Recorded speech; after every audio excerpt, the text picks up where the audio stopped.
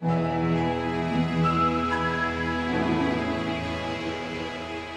is the Well Within podcast for women who are tired of managing, striving and second-guessing and are ready to reclaim their power. I'm Jackie. And I'm Ellie. We're a mother-daughter helping women reconnect to their innate power, even when life is chaotic, challenging and uncertain. This isn't another self-improvement podcast. It requires readiness and willingness to go to the edge of something different and new, and to notice what's hiding in plain sight. This space invites you to return to who you were before the world taught you who to be. And reconnect to your well within. Because when women reclaim their power, anything becomes possible.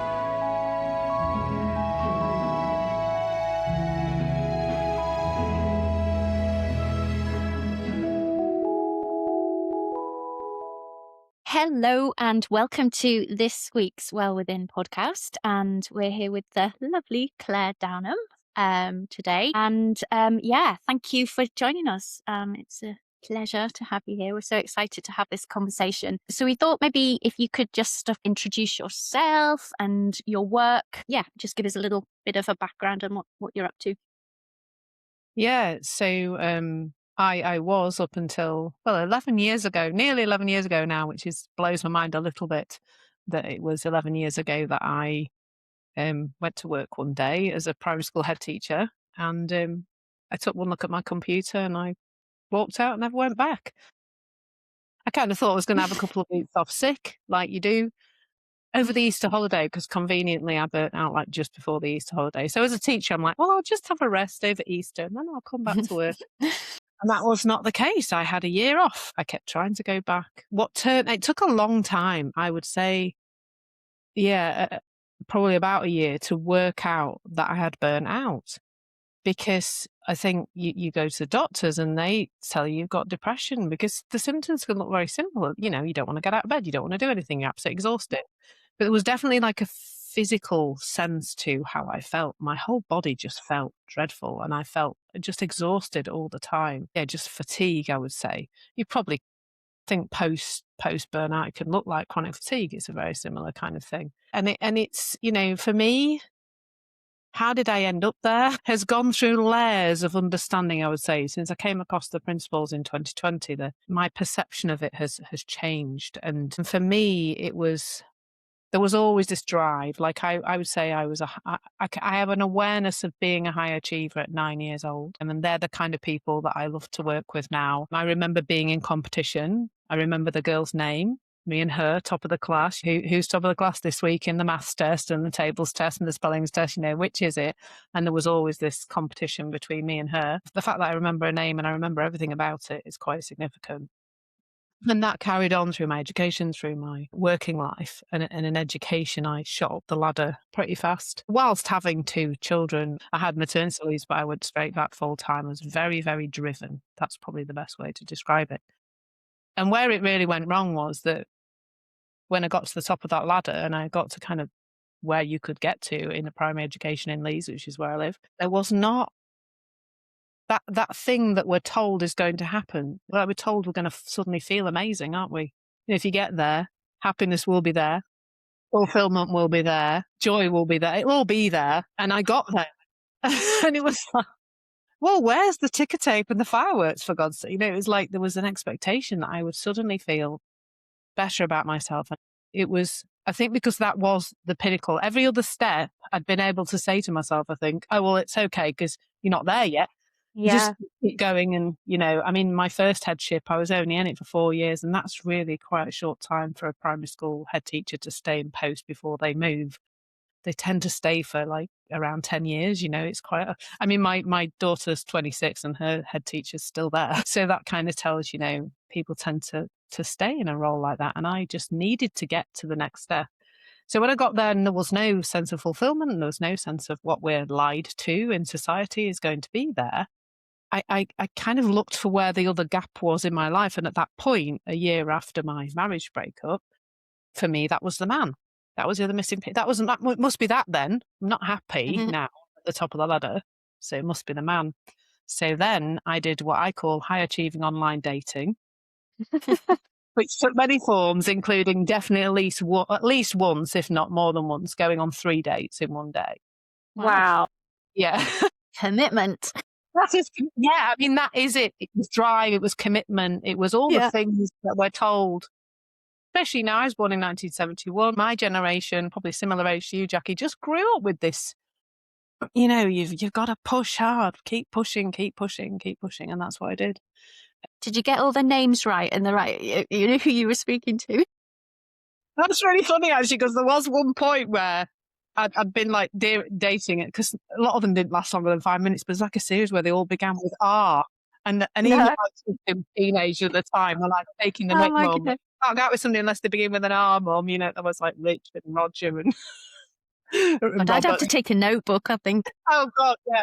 Yeah, it became like, I could probably go in with a spreadsheet really to keep Yeah. track of it. But it was my sense of well-being.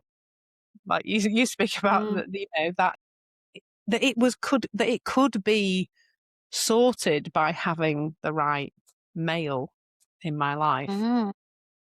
And that just became ridiculous. And in the run up to burnout, that was making me very big. I was getting very busy minded. I was also experiencing quite a lot of anxiety, because there's this whole thing of you message them, they don't message you back. There's a lot of stirred up thinking about yourself that I think gets brought to the fore when you're continually feel like you're being judged by men, in that realm.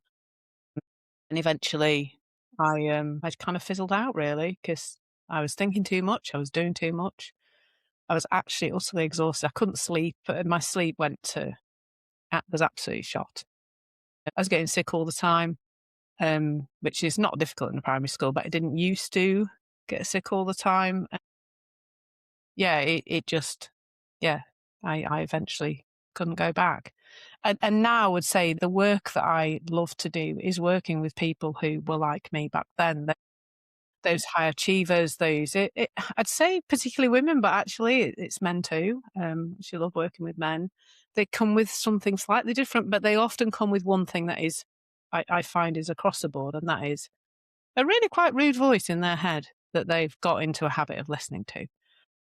I would say they go on a journey from being like led by the inner critic to being guided by their inner knowing, and starting to be more discerning about the voice they choose to listen to. And it is those people who are driven, high achieving, not necessarily. Some of them might not recognize themselves as high achieving, because they would say, no, but I haven't got there yet. You see, they don't think they're high achieving, even though they are pushing. They don't see their own achievements, kind of thing. So, hopefully that's answered the question. I think it Yeah, has. absolutely. Thank you. And I guess you maybe slightly touched on this first question that we had for you, but what would you say when you look back as like yourself as the head teacher in that role? What did success mean to you back then? I mean, something as simple really as just getting on the next rung of the ladder. It was, I guess, the whole, I am not enough kind of thought was there all the time, and that somehow if I got there, I would then not experience that thought anymore. But it turned out it just redirected itself onto something else, because that's what really happens. Yeah. So yeah, just. I mean, I'm going to say, let's be honest, a bit around impact. Like, as a head teacher, I always felt like I've got, in a class of children, I've got 30 children each year that I can impact their lives, and as a head teacher, my second headship, there was 500 children in school. So if I can make holistic change to a place like that, I can make make a bigger difference. Money was probably also lurking there somewhere around, what success would be earning a certain amount of money, being able to, and then spend that money as fast as it came in, which was generally my habit around money. So yeah, just getting there. It's always just getting there, isn't it? And I'm not sure we can always really encapsulate where there is, but we all think we've got to get there, don't we? In some way, shape, or form. Yeah, exactly. And it's so interesting when you say that every single time you got there, then it still felt like when you got your headship that it was still the same feeling. It follows you, doesn't it? And then again, you thought, okay, yeah, it's not this. It must be something to do with my relationship. So the cycle just continues and continues, I guess, until you're ready to look and really see, what's going on. Yeah, I can see this sort of tantalizing sort of carrot on the end of the stick there. It's never, it's always just out of reach.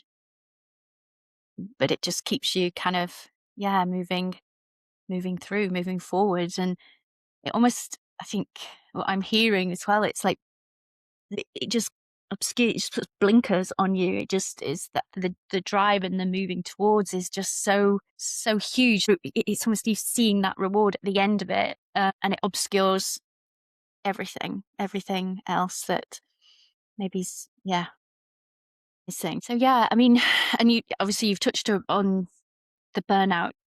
Was it absolutely sudden, or was it slowly erosive, or could you not even see that at the time? All the above, I would say. Yeah.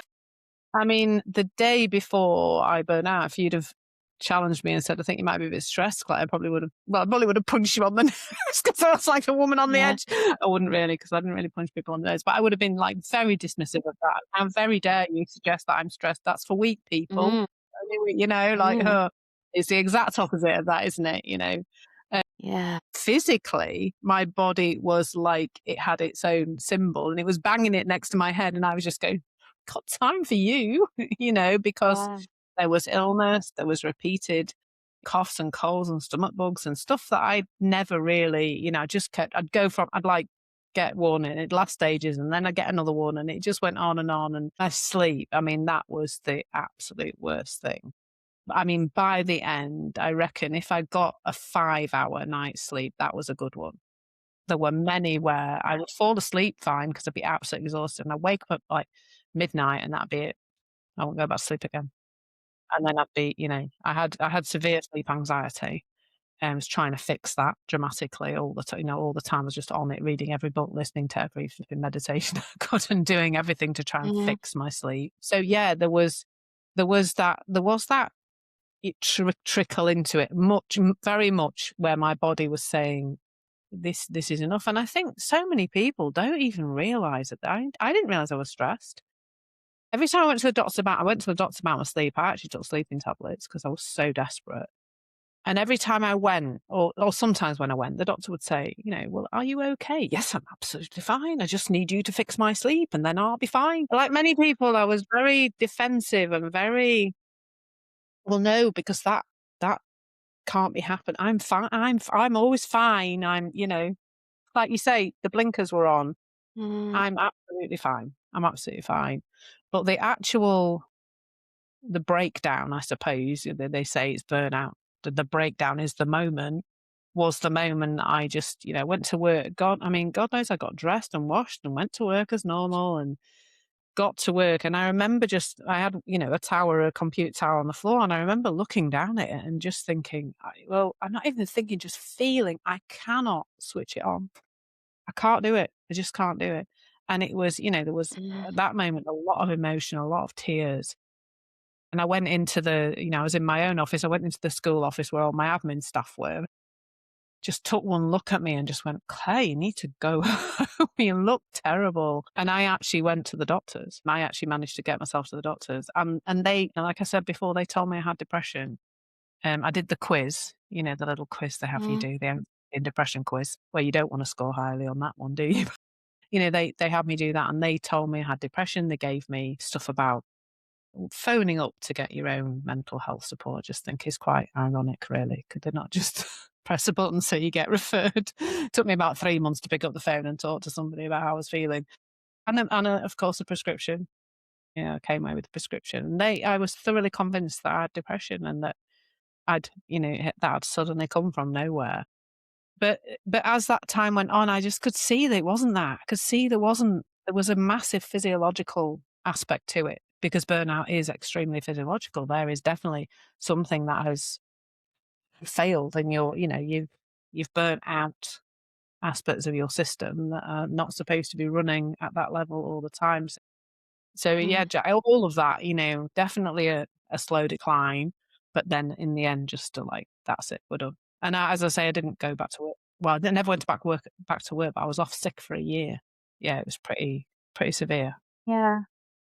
And obviously when you said that you'd been diagnosed with depression, did the system feel like there was a bit of relief at that stage? Oh, I finally know what this is, or was it still like, no, I just don't think it's that? What came up around that?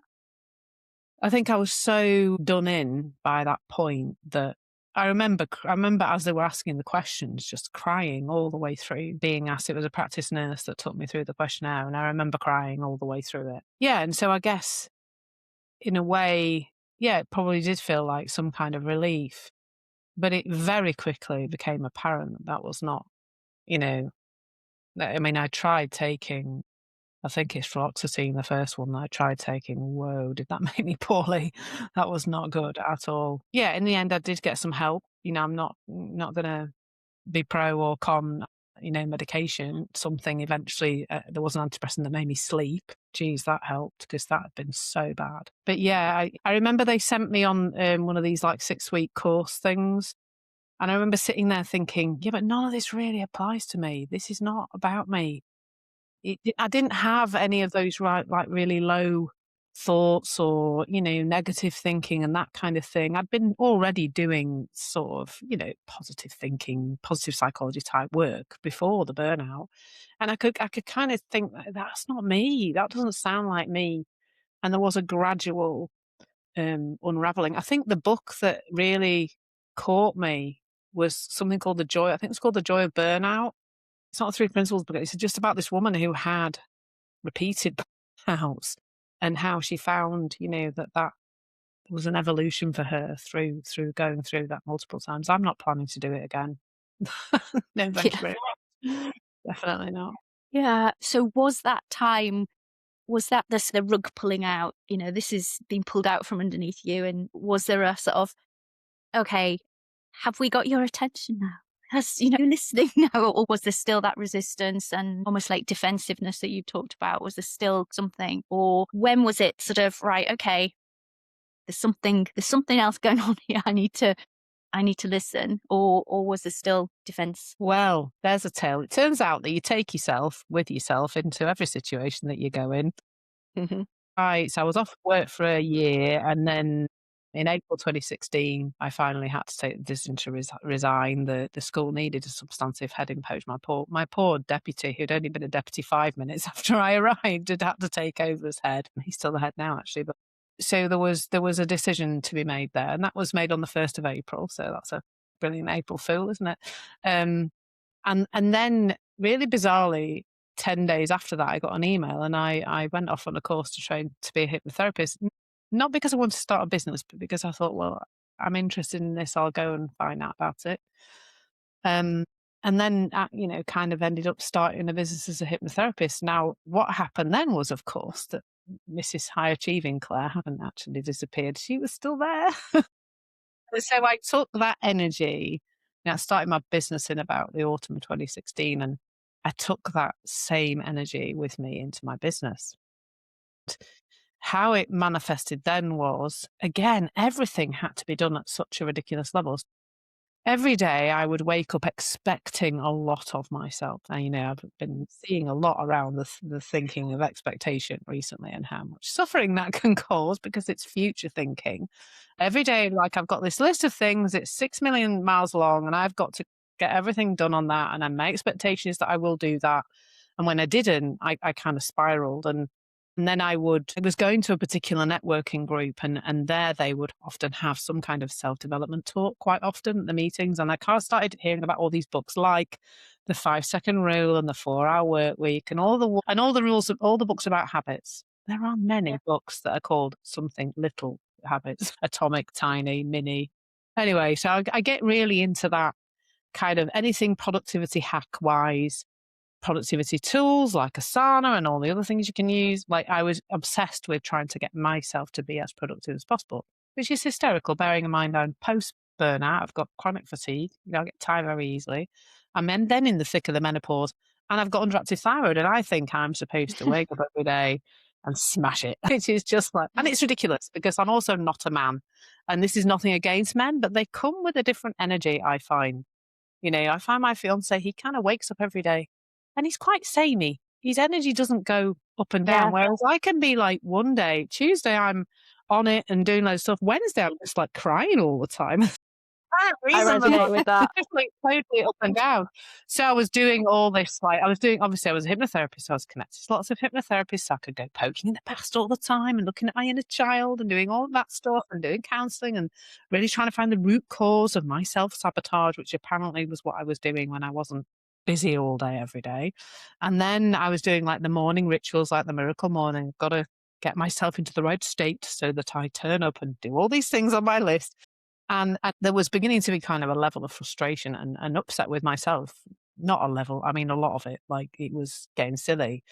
And then, another miracle happened. My lovely friend Peter Slay, who I've known for years now, he'd trained with Michael Neal and he was looking for some practice clients. He'd just done Super Coach Academy. So he put a post on Facebook and I happened to come across that post.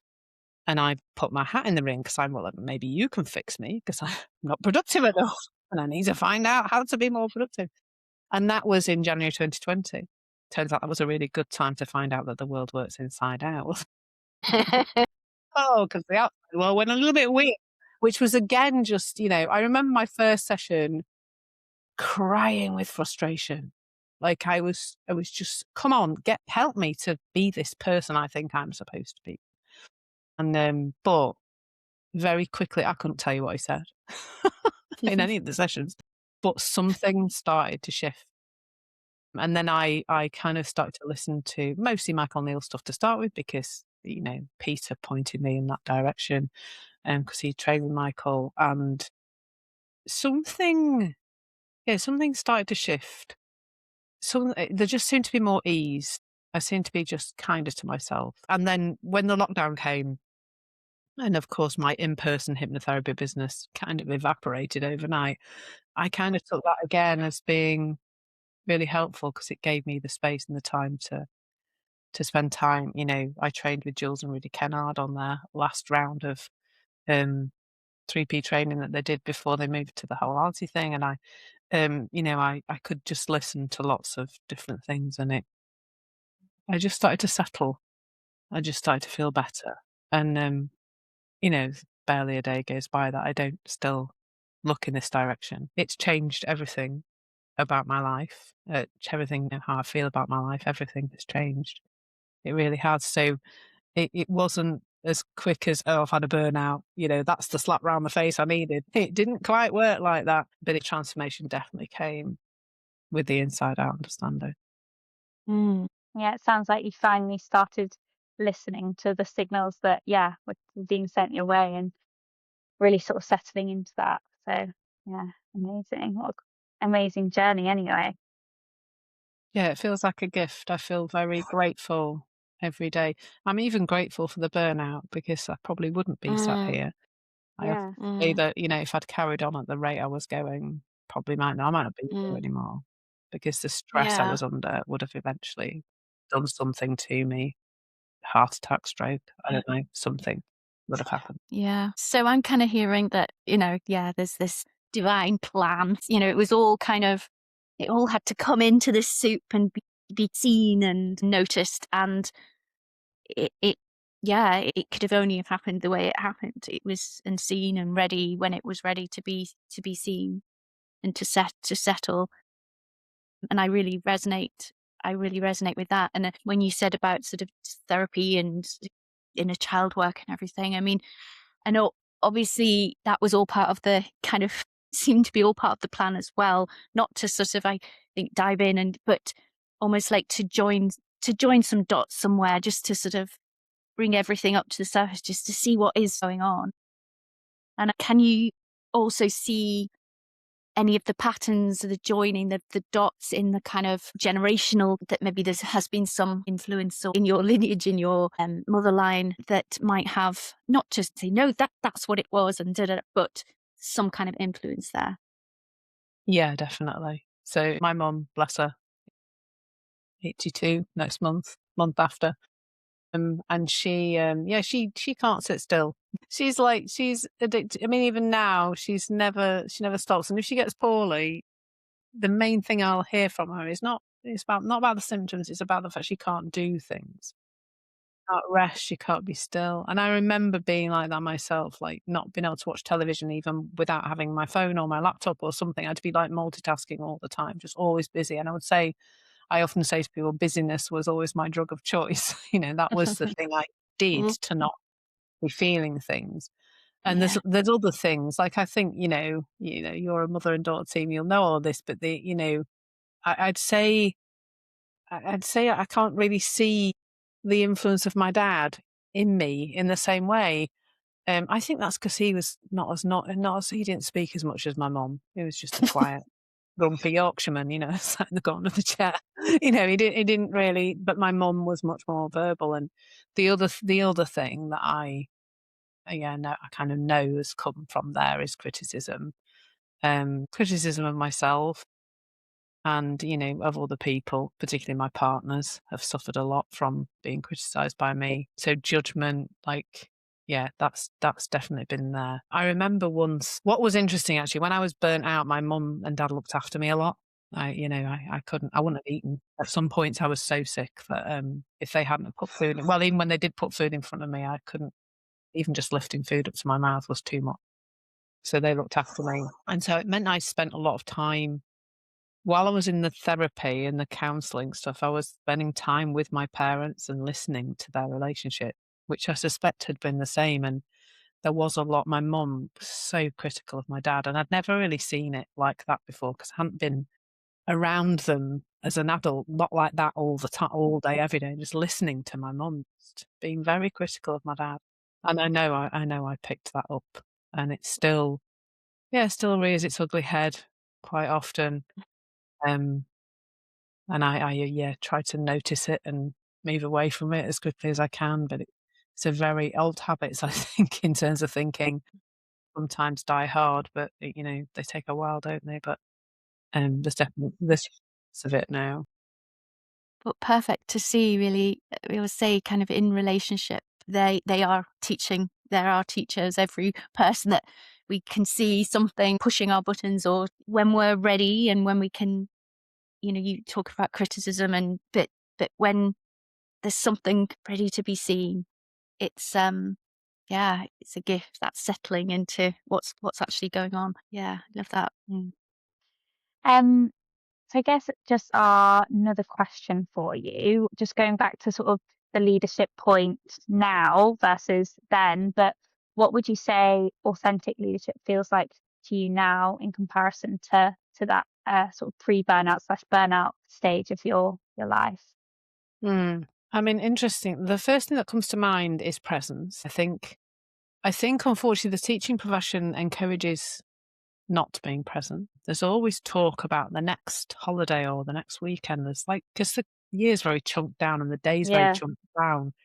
I mean, I joke and say that, you go into a staff room on a Wednesday lunchtime and they're saying, oh, there's only 3 weeks till the next holiday after this week. And Mm, you're like, but what about Wednesday afternoon, Thursday and Friday? We're just writing them off. There's always, and I think that's why a lot of teachers will say, I love being in the classroom. And the rest of it I find difficult or stressful or whatever. And I would say that is because when you're in the classroom, if you're not present, you will be eaten alive. You Yeah. have to be really in the moment with with those 30 children. Otherwise, it won't work. The lesson won't flow and you won't be connected to the children. You won't be noticing what they're doing well with, what they're struggling with, etc. mm, And also behaviorally, you need to be really aligned with the present moment. And I would say that when I was a school leader, I probably, because of the environment partly, but, probably because of my own thinking, I didn't spend a lot of time in the present moment. I mostly spent my time in the future, worrying about the future and thinking about the future and not being present. And the other thing that comes to mind is I'm a heck of a lot better at saying no now. And as a leader, I think that is so, so vital. My fiance is still in a proper job, and sometimes he'll come mentioning something to me, and I'll just say, "Well, you just need to say no to that. You're not mm, doing that job for somebody else who mm, has been a bit slack, let's be yeah. honest, and not done what they should have done. Now they want you to mop up as if they're more busy than you, which they're not." It's very easy, people pleasing, I would say. And I think, unfortunately, when I went into my second headship, the previous leadership team, the head and the deputy, had both left together to set their own business. And they had left a lot of very upset people, parents, staff, governors. It was not good. And so I think a part of me kind of fizzling out a bit was the intensity of the needs of these people and me not being able to create any kind of boundaries because I just felt so sorry for them, So I think boundaries and being able to say no is vital. And I think I often talk about something I call intuitive balance because I think that's a moment by moment thing. We hear about boundaries and it's like, oh, that's a strategy. We've got to kind of set it all out. And to me, it's much more, there's a felt sense of that in the moment. Like, do I have the energy and the capacity to say, is there a good feeling about this in my body? Does it feel right? And then, a decision on whether to say yes or no to something. And we have to do that moment by moment intuitively rather than it being very strict. So Yeah. back to presence again, you see, that is back to trusting what feels good in the body, what feels right. And trusting that when we feel calm and we're at peace, we're going to make the best decisions for ourselves as a leader and for the people who we are leading, And you're leading a lot of different people in the school. There's a lot of stakeholders, an awful lot. And kind of hearing that leading yourself first, that understanding of what is going on, and that intuition, that I think for me, once the hypervigilance of am I okay, who do I have to avoid, who do I have to, once all that kind of settles, when it's a genuine, authentic yes or no, it's so clean, it's so clear, so there's nothing on it, it doesn't feel, I'm not fawning, I'm not sort of trying to look good or anything, it's just no. And it takes so much weight off, so much space, and just knowing what's going on in the body, being in and out of, just like a radio tuning in or is it static or is it tuned? If there was one thing that you'd like for our listeners, anybody, to take away from this, what would it be? I think it's probably going back to what you were just saying, Jackie, about knowing yourself. Really do, find a way to get to know yourself, to know, and I don't mean in a kind of personality profiling way. I tend to avoid those things. Nothing against them, but they're not for me. I mean in an emotional way, in a connected to the body way. I do a lot of teaching on Insight Timer, and I have a course called Connect to the Wisdom of the Body with Love. And to me, that's, the tuning into the sensations in the body are just such pure, amazing guidance that we so often miss because the whole of society is saying, don't be having those feelings and don't be, they're evil or there's something wrong with you if you've got them or you're expressing. There's so much. And I just think that for me has been where my biggest insights have probably been in a moment of emotion. Suddenly, I remember once having this, like, somebody sent a message I was not very happy about. And I remember having this volcano up my middle, that's what anger, frustration feels like to me. And there was just a pause. And then this voice said, you need to put your phone down, Claire, because you're not in a fit state to answer this message. That's what I mean by knowing ourselves, knowing what state of mind is helpful and when it is not. And I just think if everybody kind of got that, I think the world would be a very, very different place. And not to be afraid, like Sydney said, if the only thing that people learn was not to be afraid of their experience, that alone would change the world. Yeah. That's so true. It's so true. Yeah, I love that quote. I think it's my favourite Sid Banks Yeah, quote it ever. is. So good. Well, thank you so much. And we just want to close with a final question that we ask all of our guests. But the question is, what do you notice when you're feeling out of alignment with your well within, and what brings you back? Yeah, I would say physiological sensations in the body, tension. Sometimes just like breathing, feeling like I'm breathing very high up here, breathlessness, speaking fast, and a pause is probably the most powerful thing. What brings me back usually is insight. When I see it, I see it. Sometimes I really don't. I've gone off on one and lost a plot. And I think that as well, like, it's making sure that at that point there's self-compassion, that sometimes we, don't matter how much we're in this conversation, sometimes we're going to lose our what with somebody, and that is just part of life. But more and more, the pause for me is like, I don't do tools and techniques, because we don't in this conversation, do we? But pausing, I heard it on Film Club. It was a recent show. Was it on Netflix or BBC? I can't remember. Anyway, one of the actresses in that said, pause action until serenity enters. And I really like that. But I swapped enters for emerges because I want people to see it's in here, not out there. Yeah. So yeah, pause action until serenity emerges. And that serenity is letting us know that our state of mind is good. And so sometimes there is just, stepping away, having a pause, taking a breath, and just allowing, because it's moving through all the time. We don't have to do anything about it. Absolutely. And then there can be a new seeing of something that really looked horrendous for a few minutes there, and it changes very quickly. Yeah. Love that. Oh, thank you very much for this conversation. It's it's been very enlightening. So where would, if anyone wants to talk to you or check you out, where would be the best place to send them? Yeah, just my website, claredownham.com, or any Insight Timer users. I'm on there, just under my name. Okay, we'll put everything in the show notes, so it'll be there for our listeners. But I really appreciate you coming on, and it's been a delightful conversation. Thank you. Yeah, thank you, ladies. It's been lovely. Really, really a pleasure.